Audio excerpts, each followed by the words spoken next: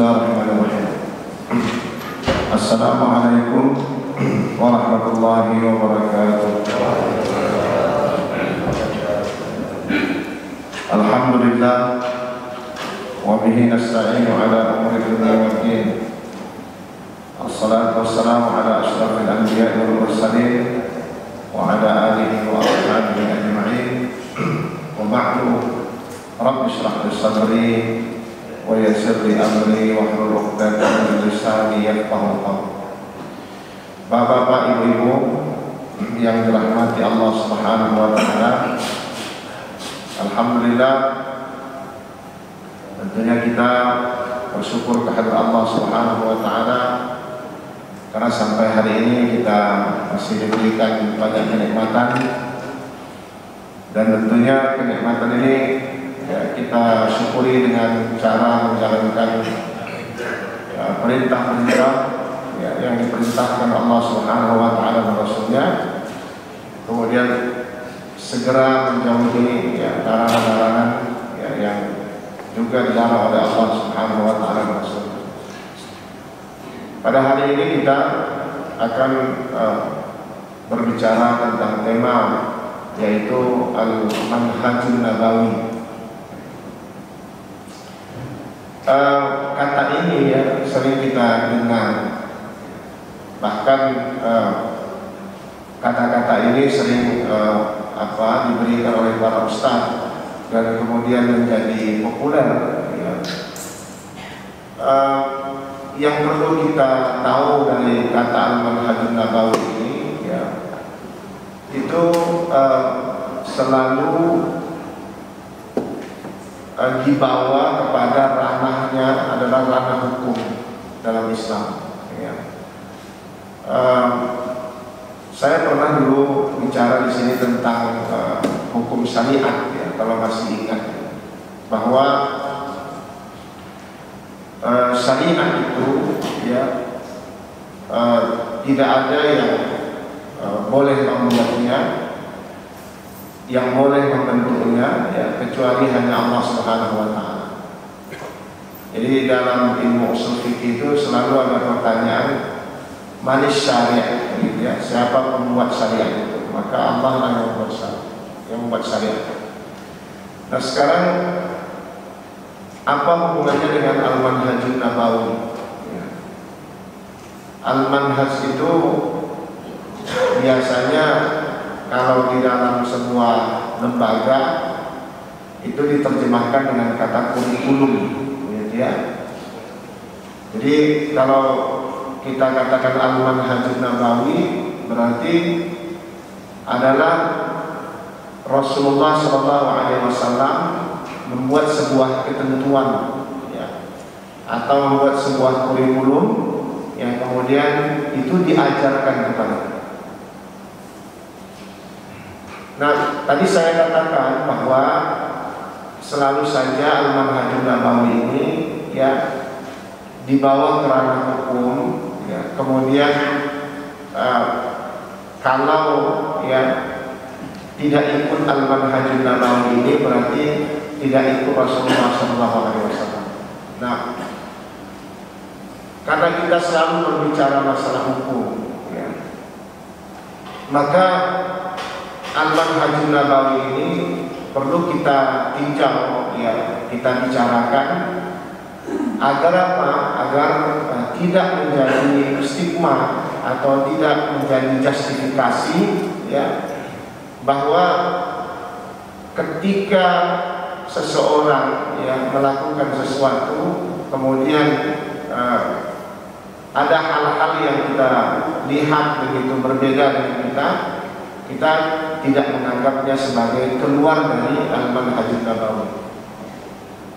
Tadi doanya imam kita itu kan di awal itu ya, doanya di awal di rakaat kedua itu kan kita minta petunjuk katanya, gitu itu bagus doanya itu saya bilang. Itu kita harus urai sedikit-sedikit doanya.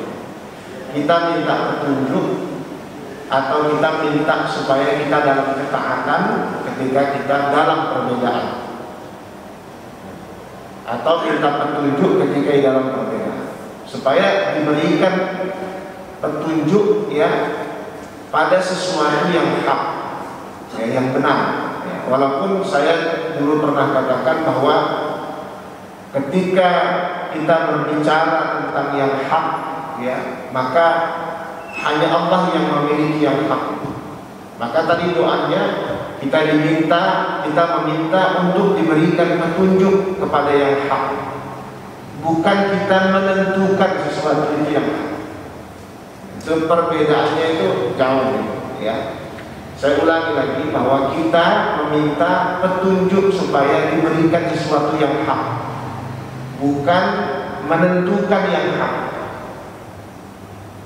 Kalau menentukan yang hak itu Allah yang menentukan.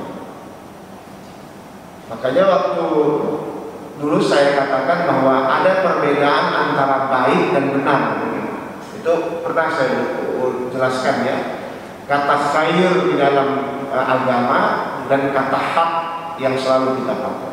Nah, orang selalu mengatasnamakan kebenaran, ya, tapi sulit mencari kebaikan di dalam sebuah kebenaran. Itu yang dulu juga pernah saya contohkan. Misalnya ada pertanyaan, apakah kalau hukum Islam ini diterapkan di Indonesia akan menjadi baik? Gitu, ya. Itu pertanyaannya adalah pertanyaan yang sulit dijawab, begitu, karena selalu berkaitan dengan sumber daya, ya, manusianya. Karena pernah terjadi di masa-masa ya umat Islam ya sebelum kita menjalankan hukum Islam, tapi hukum Islam itu kemudian dilakukan dengan semena-mena oleh orang Islam sendiri, tapi mengatasnamakan hukum Islam.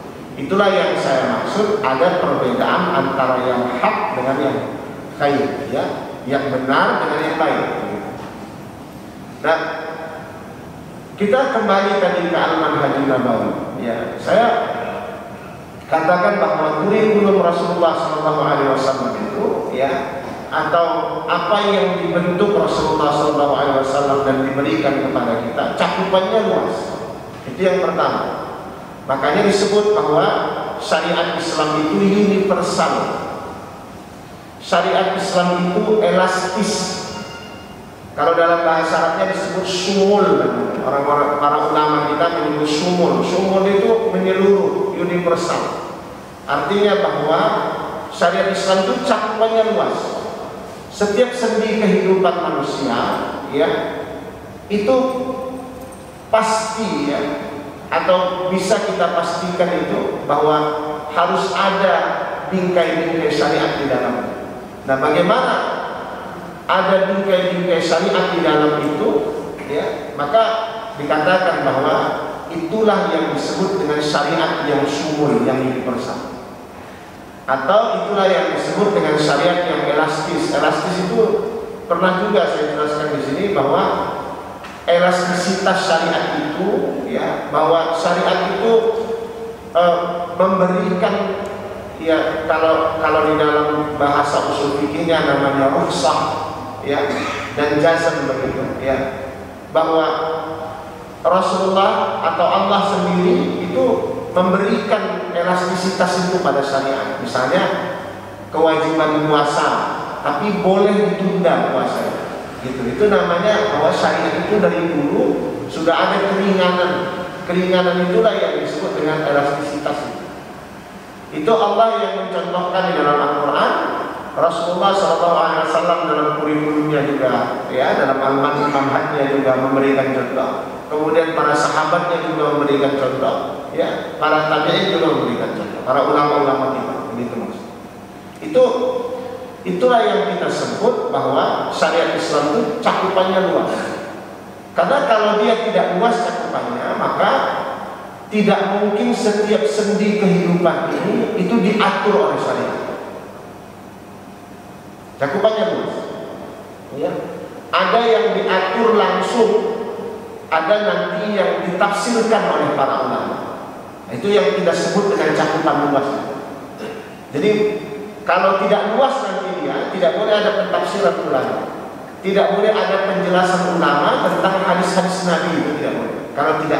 Kalau nanti kita anggap bahwa cakupannya tidak luas.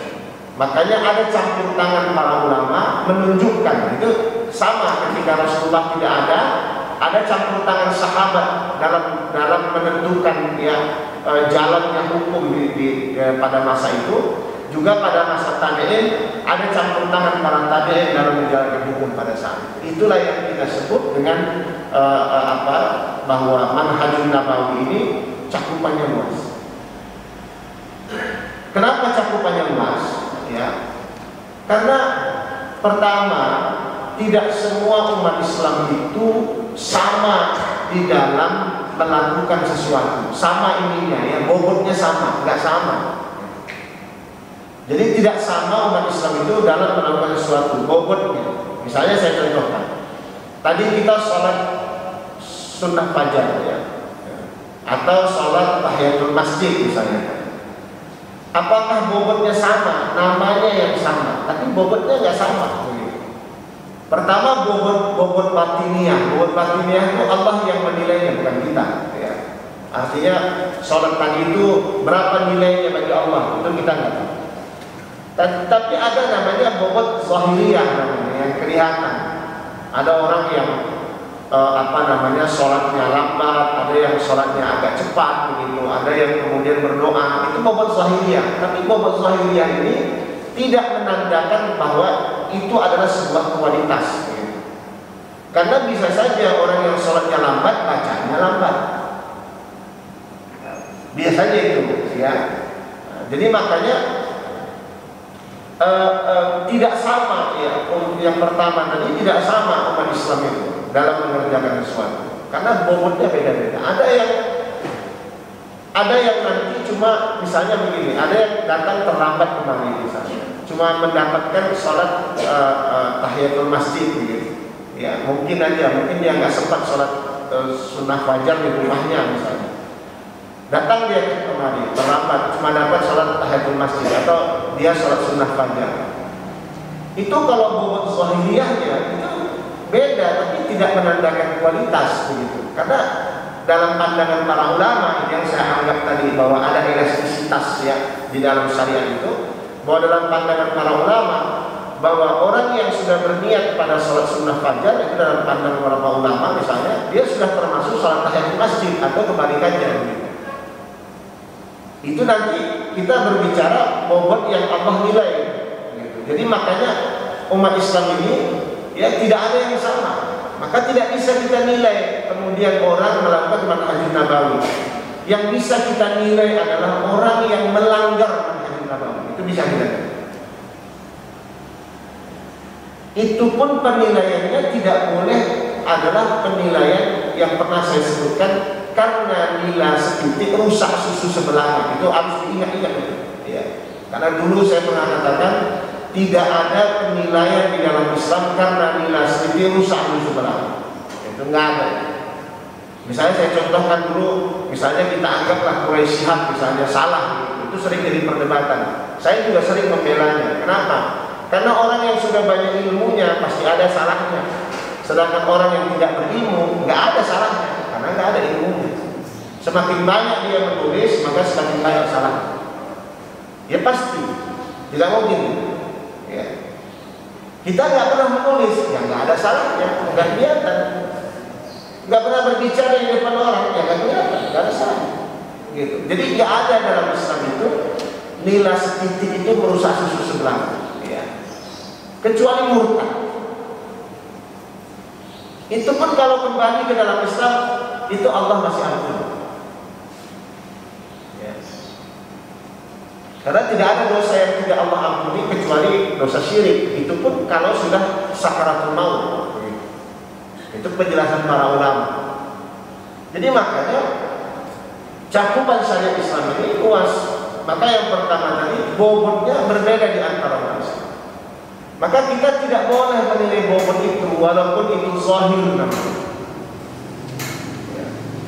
Walaupun itu zahir.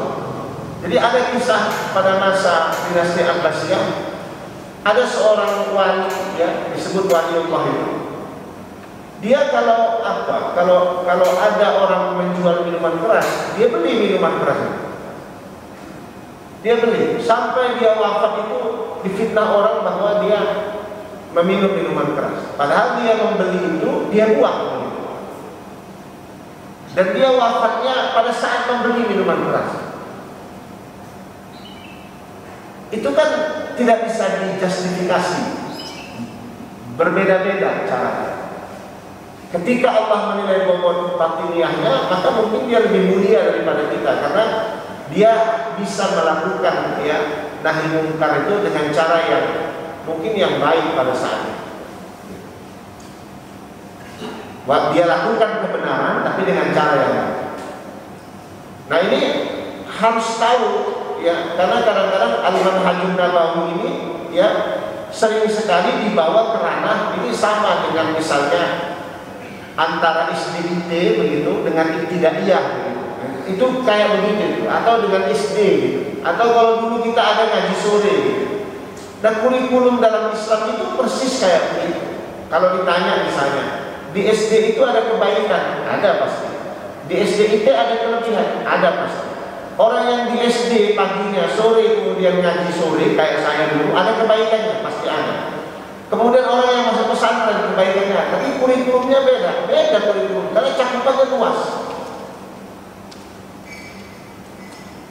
Misalnya ada yang bilang sama saya, Pak, saya ini dari SD, SMP, SMA itu umum terus gitu ya. Nggak apa-apa, baik sudah bagus. Asal jangan melakukan keburukan, jangan meninggalkan kewajiban-kewajiban. Kalau ditanya bobotnya bagaimana, mungkin bobotnya dia lebih mulia daripada orang seperti saya yang belajar agama.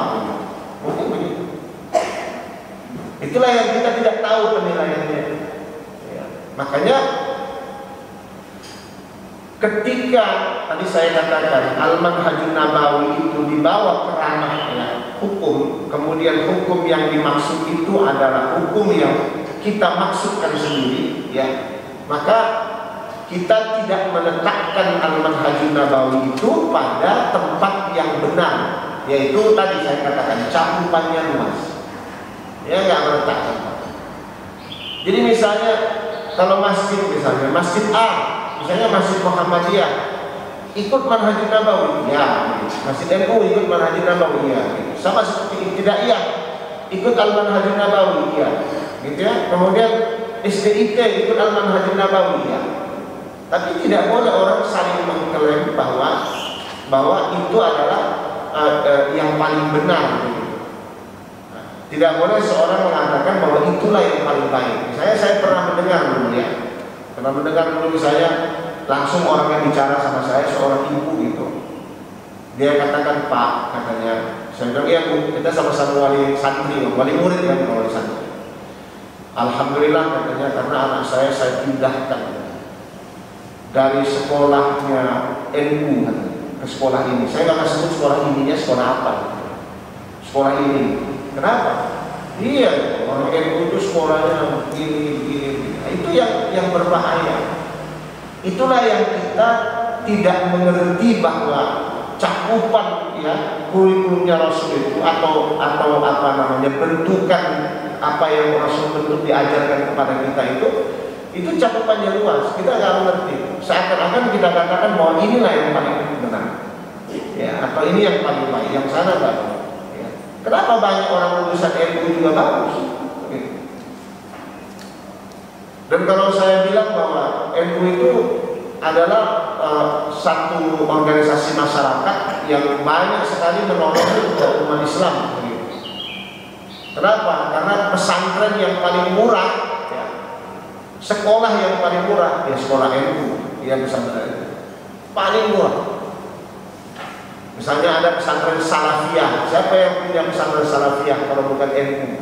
Yang nggak berijazah, yang penting anaknya datang. Siapa yang punya pesantren Kalong kalau bukan orang NU? Yang santrinya itu hanya bawa pisang, hanya bawa beras, kalau misalnya kalau ada hanya bawa begitu. Siapa yang punya kalau bukan NU? Coba bayangkan. Jadi tidak ada, kalau kita klaim al-manhajun nabawi ini punya saya, ya, ini yang berbahaya karena kita tidak mengerti bahwa cakupannya. Dulu saya pernah tanya, kenapa ada pesantren mahal? Ya karena ada yang jawab, ya karena ada peminatnya. Memang ada golongannya yang masuk ke situ, ya sudah. Kalau ada ya nggak apa-apa. Jadi makanya kita ya, ketika tadi saya bicarakan bahwa cakupannya luas, karena pertama tadi umat Islam itu tidak sama umumnya, maka dalam Al-Manhajun Nabawi ini sebenarnya tidak ada satu orang pun atau satu lembaga pun yang sempurna melakukan sesuatu. Enggak ada. Dia mesti saling mengisi di antara mereka. Nah, ini sebenarnya yang dibutuhkan umat Islam. Ya. Saling mengisinya yang dibutuhkan umat Islam. Kenapa? Karena ternyata ya, umat Islam itu kita belakangan ini itu asyik dalam kesendirian. Walaupun kita berjamaah, tapi asyik dalam kesendirian. Itu kita. Ya. Atau asyik dalam kelompok kita. Padahal harusnya tidak. Ya.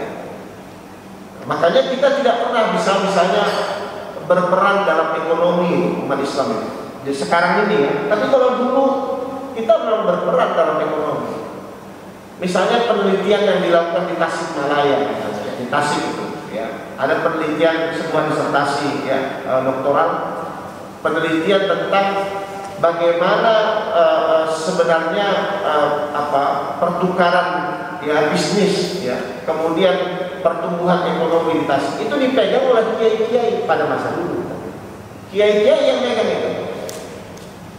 Jadi pertumbuhan ekonomi, pergerakan ekonomi, kemudian perdagangan itu dipegang oleh para kiai. Sekarang ya kiai dimasukkan dalam ranah jangan berbisnis ya, kiai aja, ya ustadz aja, ustadz nggak boleh bisnis.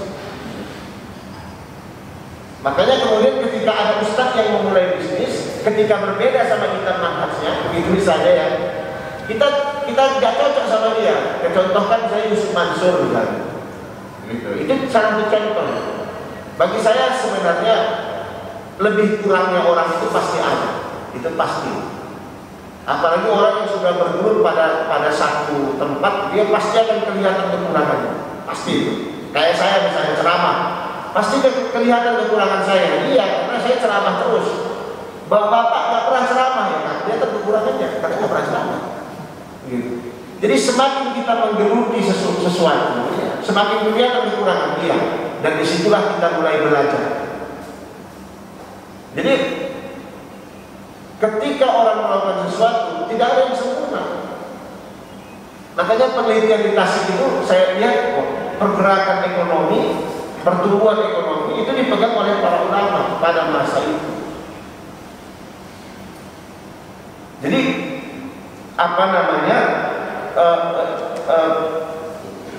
inti daripada pertumbuhan itu ya di Tasik pada masa itu ulama lah yang mengajukan itu. Tapi sekarang enggak. Kenapa? Karena umat Islam asik sendiri-sendiri. Jadi misalnya sekarang saya dulu pernah kritik misalnya SDIT, saya pernah kritik ya, walaupun itu kebutuhan yang ada TT-nya itu saya kritik dulu. Karena walaupun ada kebutuhan, misalnya kebutuhannya di kota besar seperti ini butuh memang terpadu itu anak-anak pulang jam 5 sore, tapi itu tidak bisa dijadikan model bagus di Surabaya, di kota-kota besar lah, misalnya di Bandung misalnya bisa ya, tapi itu tidak semua tempat mesti terpadu. Itu sama dengan pengelolaan zakat gitu. Pengelolaan zakat itu ketika tidak dibagi-bagi, itu kemudian tidak dibatasi, kemudian menjadi sendiri-sendiri begitu, membuat wilayah-wilayah sendiri-sendiri. Itu yang terjadi itu. Makanya saya katakan ini yang kemudian ya menjadikan kita tidak mampu melihat Al-Manhajun Nabawi itu secara keseluruhan. Cakupannya luas, sumul, ya, universal.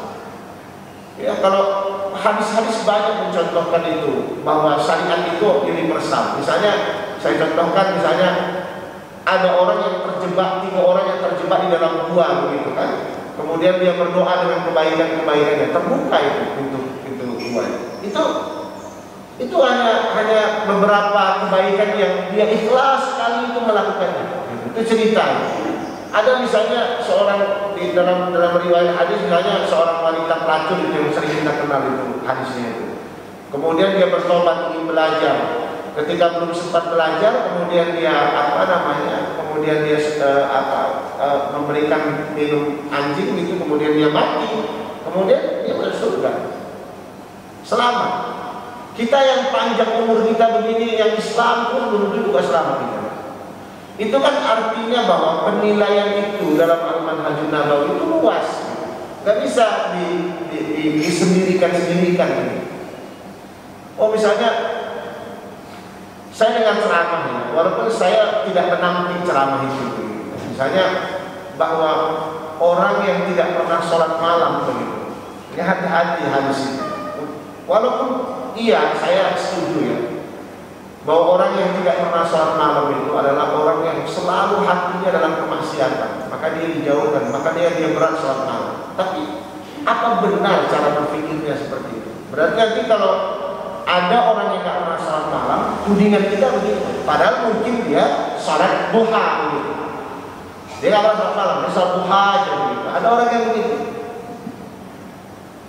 Ini yang saya sebut bahwa Al-Manhajun Nabawi cakupannya luas. Jadi jangan dikira orang yang nggak sholat malam kemudian hatinya penuh dengan kemaksiatan itu kita justifikasi begitu, kita generalisasi bagi semua orang yang tidak sholat malam. Belum tentu juga. Walaupun itu iya, saya katakan iya, tapi tidak bisa digeneralisasi. Itu yang kita anggap bahwa makanya kita nggak boleh meremehkan seseorang yang itu kan pada masa Rasul kan ada seorang pemuda disahkan itu banyak sebenarnya kisah-kisah itu yang Rasul berikan contoh kepada kita bahwa kita tidak boleh mengeneralisasi sesuatu. Itu yang ada seorang pemuda kata Rasul nanti hadir dia di sini nanti dia ahli surga gitu. Sahabat kan terheran-heran, nggak dikenal, terus kemudian nggak pernah ikut majelisnya Rasul begitu, ya. Masa di orang yang begini langsung disebut ahli surga? Karena hal-hal yang yang kita tulen kadang-kadang adalah hal-hal yang zahir, gitu. Kita nggak tahu. Makanya saya sayangkan ketika ada orang misalnya yang menyumbang terus dia nggak ke masjid, kemudian ada yang bilang wah dia suka nyumbang aja dia, masjid nggak pernah gitu. Jangan itu, karena mungkin itulah yang membuat dia masuk surga nanti, yang membuat dia mulia. Ya, bahkan mungkin lisan kita yang gara-gara kita ke masjid tiap hari, gara-gara lisan kita begitu, itu yang kata Rasulullah bisa menjebak kita masuk ke dalam neraka begitu. Kan itu kan bisa aja terjadi pada diri kita. Makanya hati-hati bahwa ketika yang pertama tadi bobotnya tidak sama, maka jangan kita memberikan statement yang tidak benar pada hal-hal yang kita belum mengerti.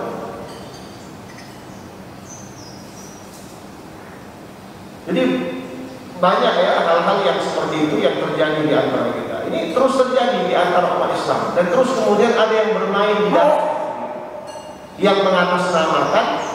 Ya kita nggak tahu ya, ada orang-orang yang sengaja, ada orang-orang yang tidak sengaja mengatasnamakan Al-Manhajun Nabawi. Mudah-mudahan tidak sengaja, tapi berhati-hati menjadi seseorang ya, karena perpecahan itu adalah sesuatu yang meruntuhkan segala hal.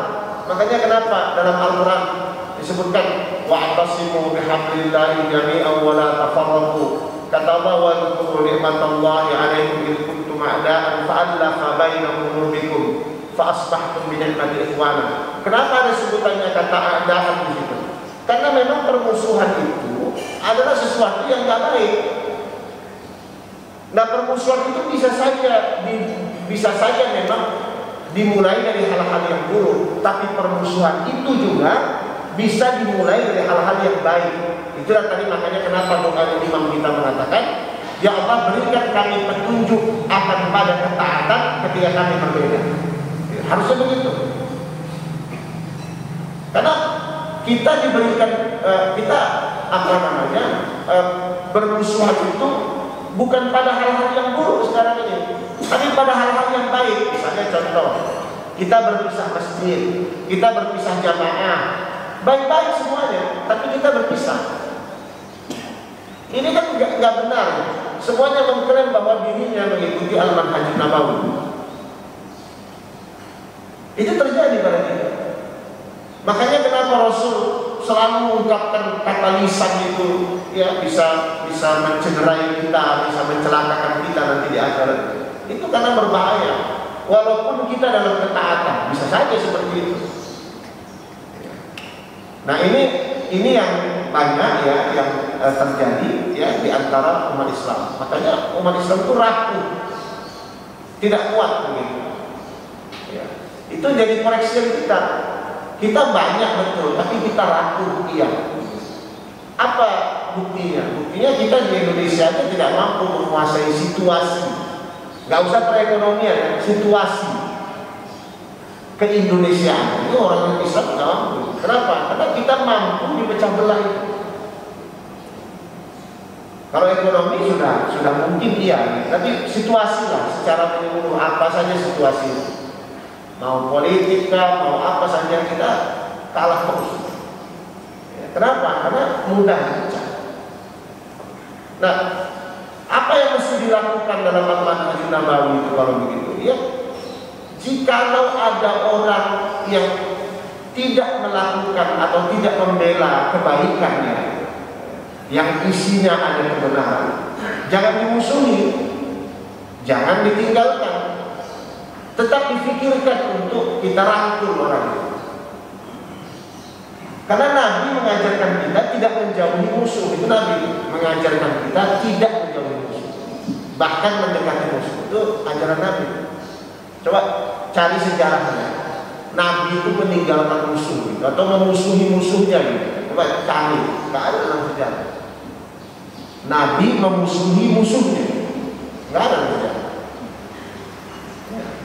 Atau Nabi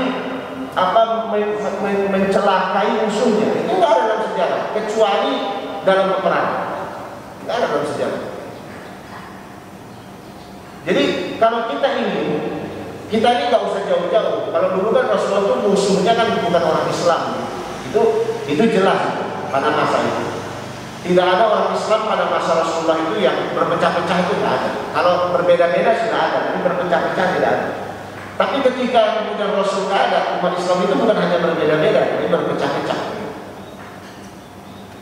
Nah, kita nggak usah jauh seperti Rasulullah itu. Kita ini sudah bermusuhan di antara kita.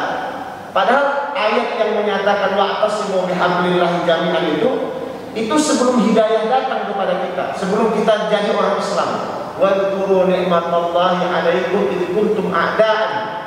Ketika para mufassir mengatakan bahwa kata nikmat di situ adalah Islam, maka dikatakan dan ingatlah ketika nikmat itu belum datang kepada kalian, katanya. Kemudian maksudnya Islam itu kalian kemudian bermusuhan. Fa'alafa baina qulubikum, maka disatukan hati-hati kalian karena keislaman. Kita ini tidak disatukan karena keislaman, kita disatukan karena kita mempunyai al-manhaj nabawi masing-masing kelompok. Itu yang dikatakan sekarang. Ini yang nggak boleh, ya. Karena nggak ada umat Islam itu yang saya katakan yang benar semua, ya. Walaupun ada umat Islam yang benarnya sedikit begitu, salahnya banyak, ada. Ada umat Islam yang benarnya banyak, salah sedikit ada, tapi nggak ada yang benar semua. Nggak ada juga yang salah semua.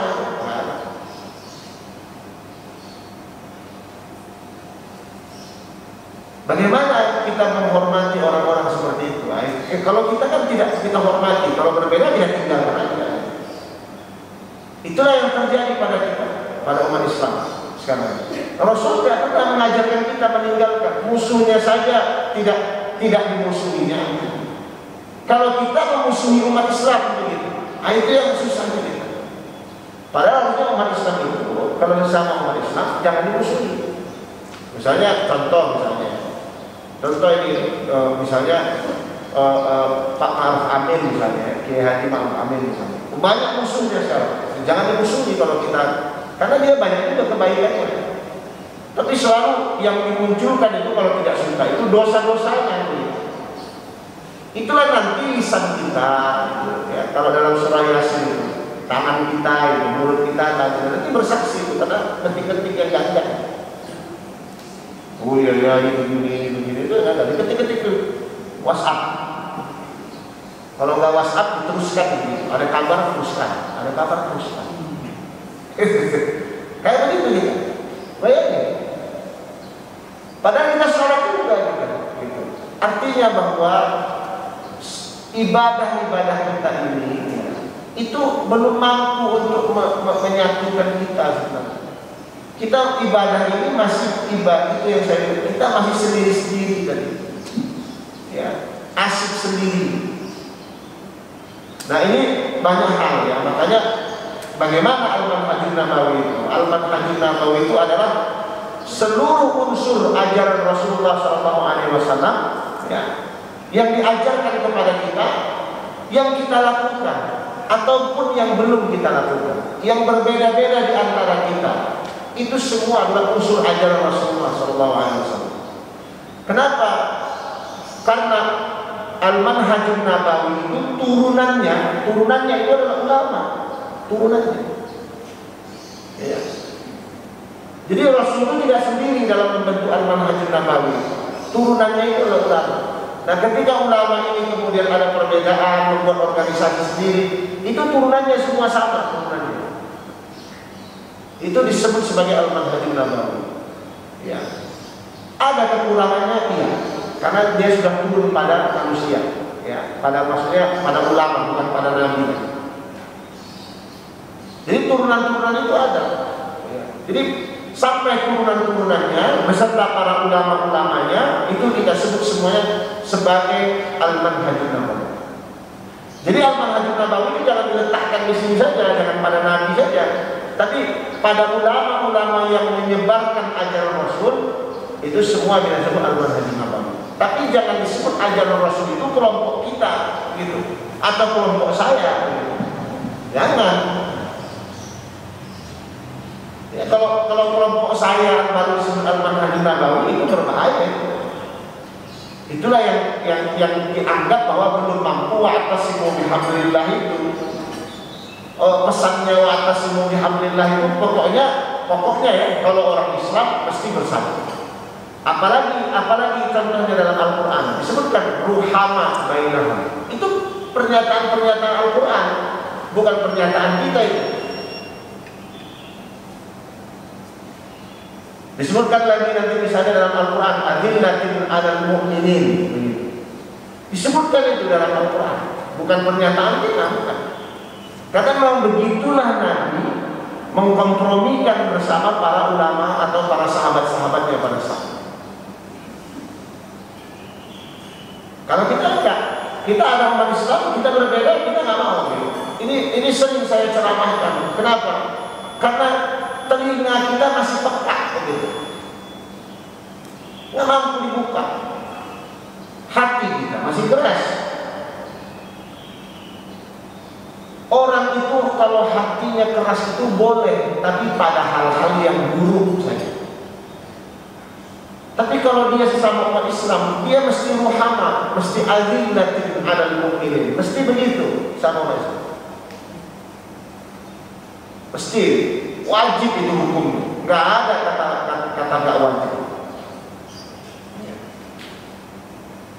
Sampai pada umat Islam dihukum mati pun itu tetap diupayakan adillatin 'alal mu'minin. Apa maksudnya? Misalnya hukuman mati, hukuman pancung. Itu hukuman adillatin 'alal mu'minin. Misalnya Saudi merubah hukum rajam bagi penzina itu dihukum pancung begitu. Itu karena mereka melihat bahwa ada orang-orang yang melontar batu itu nggak pas melontarnya begitu. Jadi orang yang dibenamkan badannya itu tersiksa begitu, sangat tersiksa. Maka kemudian dirubah hukumnya menjadi hukuman mati. Karena mati juga dilontar itu pakai batu. Saudi itu memperlakukan itu kan adillatin 'alal mu'minin. Nanti jangan misalnya disebut misalnya oh ini orangnya kejam, apa begitu.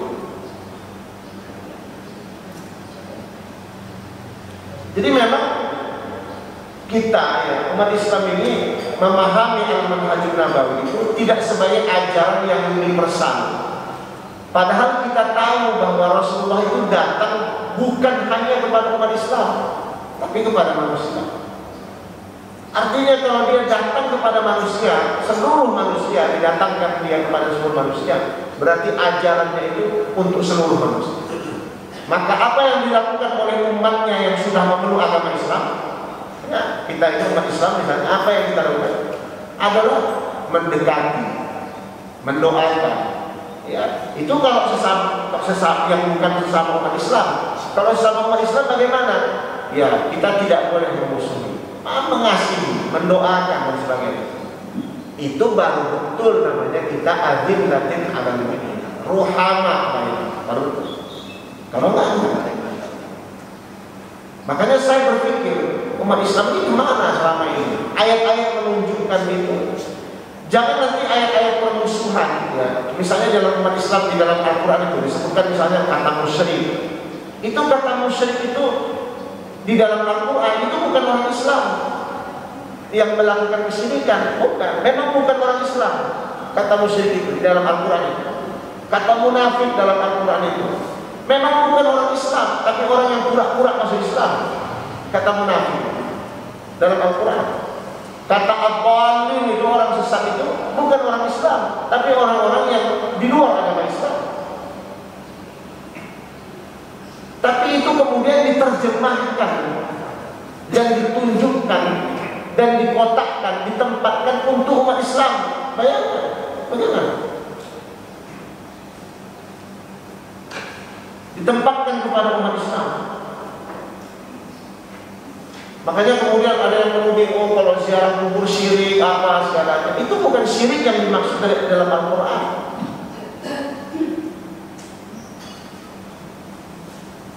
Walaupun nanti dikategorikan misalnya dalam hukum, ya, dalam hukum ada syirik besar, ada syirik kecil dikategorikan dalam hukum. Tapi itu nanti kita bicara. Kita menempatkan dulu posisi umat Islam sesama kita. Itu mesti. Itu baru kita mengerti al-manhajun nabawi. Ya, mudah-mudahan kita tergugah untuk itu, karena banyak hal yang kita kadang-kadang tahu tapi kita tidak paham. Enggak paham. Misalnya saya contohkan misalnya tentang fikih dulu. Fikih itu yang diperdebatkan itu adalah amaliyah. Ya, amaliyah fikih. Bukan induk daripada amaliyah itu. Misalnya sholat wajib 5 waktu. Itu nggak diperdebatkan. Yang diperdebatkan melakukan sholat 5 waktu itu diperdebatkan. Nanti dari kosornya, dari jamaahnya, dari caranya diperdebatkan. Tapi induknya dan kita orang Islam ini begitu tahu tapi kurang paham. Jadi makanya saya ingin ya, kalau kita mendengar seseorang itu ceramah atau membaca tulisannya mendapatkan kesalahan, jangan diinformasikan ke WhatsApp kemana-mana gitu. Jangan, itu paling nggak baik. Paling nggak baik. Itulah yang membuat kita umat Islam ini keras hati gitu. Sholat tapi dalam keadaan keras hati. Sholat berjamaah iya, tapi keras hati iya, keras hati. Ini lebih berbahaya, ya, ketimbang orang yang nggak punya ilmu apa-apa, nggak punya pengetahuan apa-apa, ya, nggak tahu tentang apa-apa, nggak sholat. Itu lebih berbahaya yang sholat tapi keras hati. Wah, itu lebih berbahaya. Karena dulu saya pernah ceritakan, setan itu, ya, tidak pernah merayu kita itu untuk meninggalkan, nggak pernah. Dalam Al-Quran kan disebutkan, aku berikan angan-angan, aku sesatkan, itu kan. Walau mandian nahom, aku berikan angan-angan, aku berikan kesesatan. Nggak pernah kita disuruh meninggalkan itu, nggak pernah. Tapi disuruh kita mencampur adukan. Makanya ada ayat Al-Quran mengatakan, wala talbisul haqqa bil batil, jangan campurkan yang hak dengan yang batil, karena itu kerjaannya itu. Kita disuruh begitu tuh. Kita tetap mengerjakan yang hak, tapi kita kerjakan juga yang batin. Kita sholat tapi kita bermusuhan, itu kita kerjakan kepada. Kita sholat tapi kita nggak suka sama orang, sesama umat Islam. Itu yang maunya setan itu begitu. Makanya dalam Al-Quran dia diberikan Allah ya kasihlah, ditangguhkan, dia minta ditangguhkan, ketika kasih tangguhan, nggak apa-apa kata Allah. Makanya ketika setan membuat pengakuan hamba yang nggak bisa itu siapa? Ibadikas shalihun, ibadikas shalihun. Hambamu yang soleh katanya nggak bisa merayu. Yang soleh itu, kata soleh itu kan saya pernah jelaskan ini. Kata soleh itu kan orang yang terawat hidupnya dari masa ke masa gitu. Itu soleh, terawat hidupnya, soleh gitu. Orangnya baik aja dari masa ke masa. Umurnya 16 sampai 60 dia baik aja dengan segala kekurangan dan apa namanya kelebihan. Orang soleh. Soleh itu kalau bahasa kita ya sederhananya normal lah, orang yang normal aja hidupnya gitu. Sama orang lain berteman, ya. Kalau ada apa-apa suka mendengar. Kemudian kadang-kadang memberikan masukan, tapi masukannya itu nggak dipaksakan ke orang lain, gitu. Ya diterima alhamdulillah. Itu kasih soleh, normal orang. Maka dalam Al-Quran itu disebutkan kan di dalam apa namanya ketika iblis meminta penangguhan gitu. Kemudian iblis menceritakan bahwa apa yang diberikannya kepada apa namanya kepada manusia. Nah kita dirayu dengan begitu gitu. Itu yang saya khawatir semakin lama umat Islam kalau semakin beku hatinya, keras hatinya, itu bahaya. Bahaya sekali. Ya. Kita cari hilah gitu. Jangan keras hati. Jadi yang dikhawatirkan di Samsudin itu memang benar ya. Saya setuju. Umat Islam ini kalau ditekan-tekan gitu ya, dia akan berontak. Itu oke, saya setuju. Ya, karena benar itu, kenyataannya begitu. Tapi umat Islam diminta untuk mencari hilah. Hilah itu mencari celah untuk bisa terus melakukan kebaikan. Sama ketika Rasulullah di Mekah ya. Di Mekah itu kan Rasulullah mencari hilah, mencari celah-celah cara untuk supaya tetap bisa berdakwah walaupun dia dikecam, walaupun dia diancam. Nah, mudah-mudahan ya ini bermanfaat bagi kita semua karena sudah jam 6 ya, makanan pun sudah mau selesai. Ya, jadi saya mohon maaf, tapi saya katakan sekali lagi bahwa hari ini nggak usah ada pertanyaan bahwa Al-Manhajun Nabawi itu ya cakupannya luas, ya bukan milik kita sendiri, tapi milik seluruh umat Islam. Kemudian yang kedua bahwa antara baik dan benar itu ya adalah dua hal yang berbeda. Ya. Benar itu hanya milik Allah. Saya pernah katakan Allah itu dengan zatnya, dengan sifatnya, dia boleh saja melakukan apapun. Dia boleh misalnya di dalam Asmaul Husna itu dia boleh Al-Muntaqim, boleh balas dendam, boleh. Dia boleh Al-Jabbar, dia boleh mempunyai sifat memaksa, boleh. Dia boleh Al-Mutakabbir, dia boleh sombong, tapi kita nggak boleh. Kenapa? Karena huwal haq, Allah itu yang hak. Kita enggak. Makanya harus melakukannya dengan cara yang. Kemudian jangan sampai kita mengeneralisasi bahwa orang yang melakukan satu keburukan buruk semuanya. Al-Manhajun Nabawi ini cakupannya luas di antara kita dan tidak ada, tadi saya katakan, kita tidak bisa menilai bobotnya pada satu tempat. Karena bobotnya umat Islam ini pasti berbeda. Ya. Nah ini mudah-mudahan ini menjadi inspirasi ya, pada pagi ini. Ya. Kemudian sebelum saya akhiri, saya mau laporkan yang kemarin ya, saya apa namanya tentang tanah yang sudah dibayarkan ya. Alhamdulillah, saya terima kasih sekali begitu. Saya ceritakan kronologi supaya jangan ini ya, jangan salah ya. Saya di awal tuh dapat tanah 17 rantai ya, 17 rantai itu berapa tuh? Satu rantai itu 400 meter gitu. Itu yang saya ceritakan di awal di sini waktu itu. Harganya 270 juta. Itu harganya. Ya. Tapi ketika saya sampai di lokasi, saya cek lagi lokasi itu, ternyata tanahnya naik turun begitu. Terus kita coba untuk diskusikan bagaimana kalau tanahnya yang tinggi nanti kita taruh ke bawah gitu. Ternyata nggak cukup. Setelah dihitung-hitung kita memerlukan mungkin sekitar 300 truk untuk nguruk itu. Saya batalkan belinya.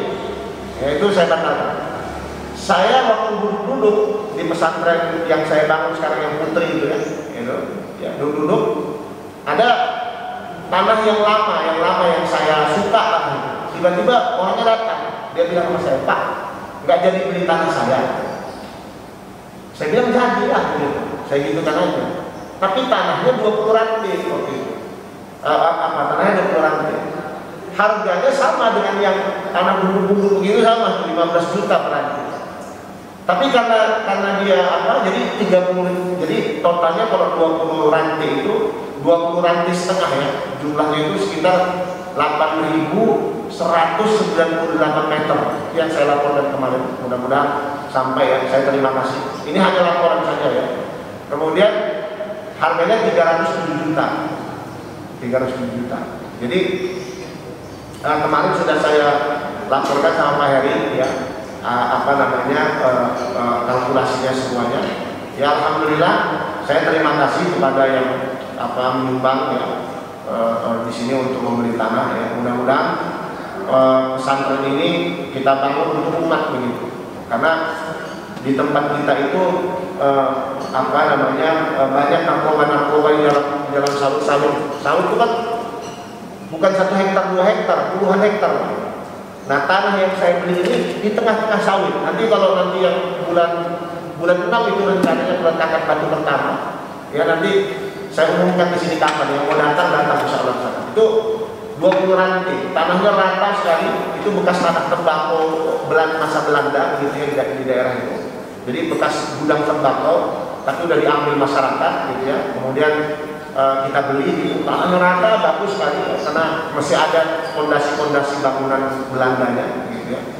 Nah, jadi alhamdulillah sudah kita dapatkan itu tanah yang ideal sekali gitu.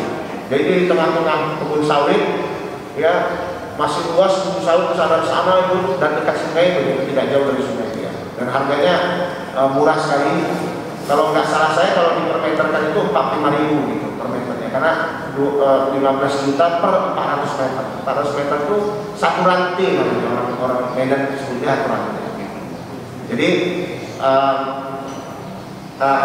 sudah saya bayarkan ya, masih ada kekurangan sedikit, tapi alhamdulillah sudah lumayan alhamdulillah ya. Yang sudah kita bayarkan itu dengan total kemarin dengan total kemarin itu kira-kira 260 juta ya, sudah saya bayarkan. Jadi memang tidak jadi saya ambil kalau tanahnya duduk gini ya, walaupun tanah itu strategis dekat jalan tol. Ada satu kekurangannya selain kedudukan ini, karena dia dekat industri. Industrinya bukan industri yang main-main ya, kandang ayam industri. Kita kalau nanti keluar baunya itu luar biasa ya, kandang ayam itu banyak sekali ya, di situ orang punya kandang ayam. Jadi itu memang tidak dikhususkan untuk daerah industri. Akhirnya saya mundur, saya cari, alhamdulillah orang itu datang ya, kemudian dia bilang, Pak kalau gitu ambil aja lah. Iya saya nggak bisa kurang, 14 juta lah, saya nggak mau ya, udah 15 juta lah, udah lah 15 juta.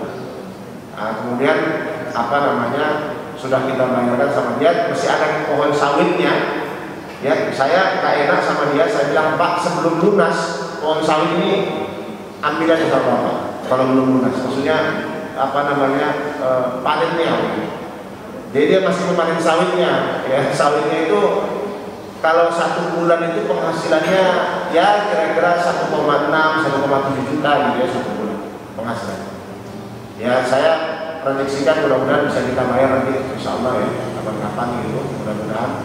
Dan doakan mudah-mudahan dilancar ya. Tapi ini laporan saya saja dan saya ucapkan terima kasih karena setengah daripada pembayaran itu adanya dari Kemang Pratama. Setengah ya, setengah uang 260 juta itu yang saya bayarkan, itu setengahnya ada dari Kemang Pratama. Jadi saya terima kasih banyak ya. Ini luar biasa bantuannya ya. Dan mudah-mudahan yang menyumbang rezekinya lancar ya. Yang tidak menyumbang mudah-mudahan mendoakan kami ya, dan mudah-mudahan rezekinya lancar juga insya Allah ya. Mudah-mudahan semua kita disehatkan ya. Saya ingin bahwa ini menjadi ya apa, tonggak pesantren dari tempat saya gitu, dengan kurikulum Jawa yang kita bawa ke sana. Mudah-mudahan bisa insya Allah ya.